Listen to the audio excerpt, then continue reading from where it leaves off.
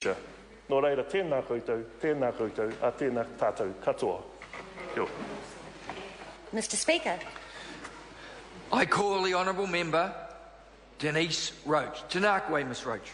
Tēnā koe, Mr Speaker. E nā tangata o Maungaharuru, Tangitu Hapu tēnei, nā rangatira mā, nā kuia mā, nā koro mā, tēnā koutou, tēnā koutou, tēnā koutou katoa.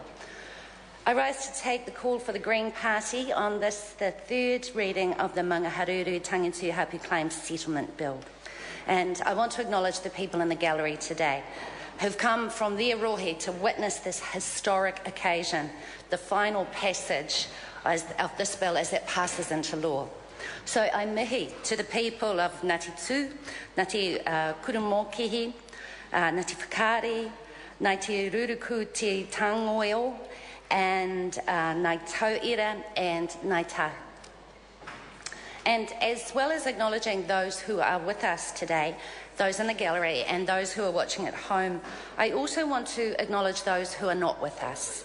And that includes those who have passed away over the many decades it's taken to bring this legislation to its conclusion in the House today.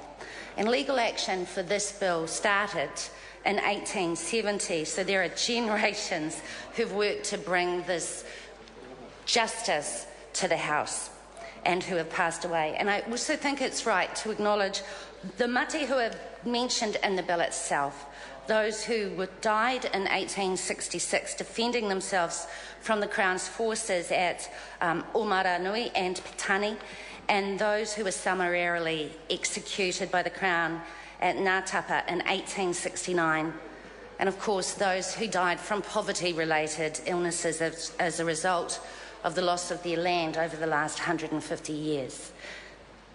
Tēnā kouta I o koutou tēnei mate, nō reira, haere e nā mate, haere ki te wā kāinga, haere ki te kāinga tūturu o tō tātou mātua I te rangi, haere, haere, haere. And so to return to the living, I want to address what this legislation is about. This legislation is an acknowledgement from the Crown that it breached the Treaty of Waitangi and acted abominably towards the people of Maungaharuru Tangitu Hapu. And it offers some small compensation for the Crown basically stealing the land through various dodgy methods that belong to the Hapu. The legislation doesn't mince words. The Crown's actions are described as a sham, as a misuse of its monopoly powers, and it says things like the Crown exploited. So the point of this bill is to restore some of the mana lost as a result of the Hapu being alienated from most of its lands and consequently having their role as kaitiaki taken away from them. From my understanding of the legislation, the first land alienations were in 1851 with the Ahuriri block and the Mohaka block, when the Hapu were tricked into accepting a low price for the land, believing that they would receive full ongoing economic benefits from the European settlement, and that just didn't happen. The Hapu lost more land in 1866 when the Native Land Court awarded the Moiangi. I've really got to work on my Māori pronunciation, sorry. I'll come and talk to you later and get the right pronunciation. That reserve and the Pitani and Te Pāhau blocks, when that was awarded to individual Māori.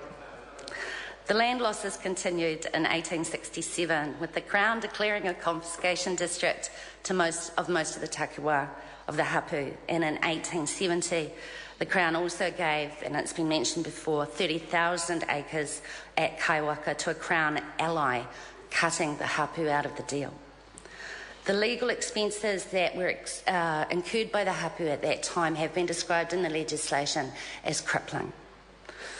The actions of the Crown continued to alienate the Hapu from their land throughout the 1900s, with the compulsory vesting of Tangoeo South in the Ikaroa Māori Land Board in 1907, and it continued through the 1930s, with the Crown abusing its powers through various mechanisms to ensure Hapu remained separated from their land. And This is spelled out in Part 1, Clause 8, Subpart 13E, where it says the Crown's actions were unfair, oppressive, and did not live up to the standards of good faith and fair dealing which are expressed in the Treaty of Waitangi.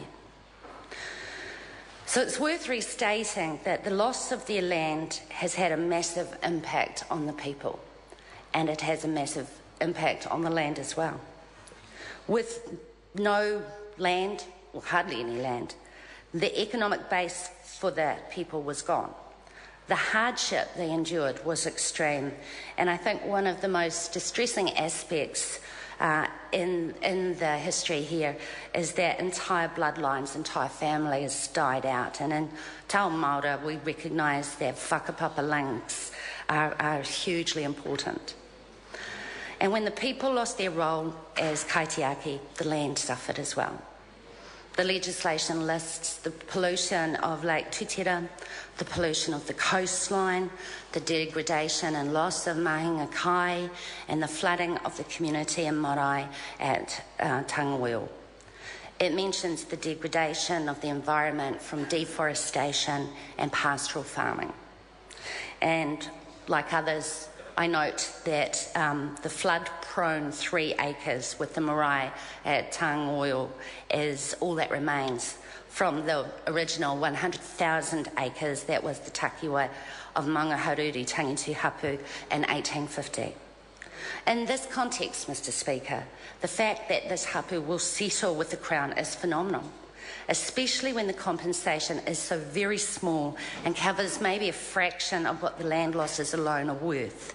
And even then there's very little land actually returned to iwi.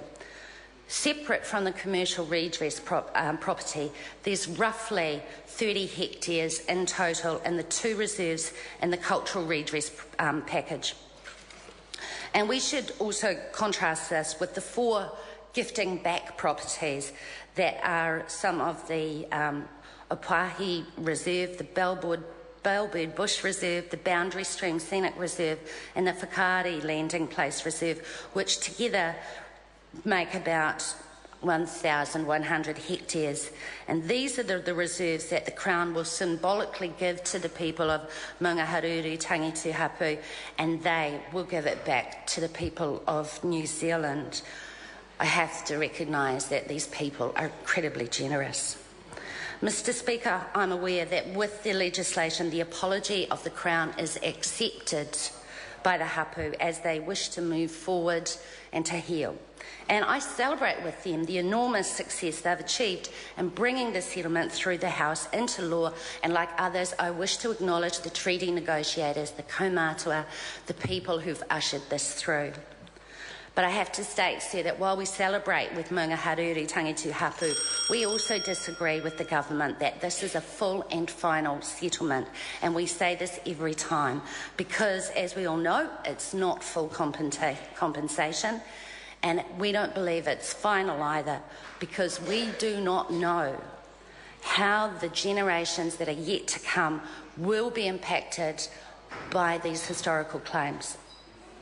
What is known is that the hapu will be on a surer economic footing as a result of this deal than it has been for the last 150 years. And Mr. Speaker, my dearest wish is that with the passing of this bill and the many others like them that have been passing through this House, that the true history of our country, like the account that's listed in the deed of settlement and in the bill, that those histories will be taught in our school so that the rangatahi of this hapu, for example, will be able to hold their head up with pride and know where they come from and know what happened to their people. And I also wish that every citizen of Aotearoa comes to understand that the Treaty of Waitangi is the founding document of our land. Nō reira, Mr. Speaker, and to the whānau and the iwi here today, tēnā koutou, tēnā koutou, tēnā koutou katoa. Mr. Speaker.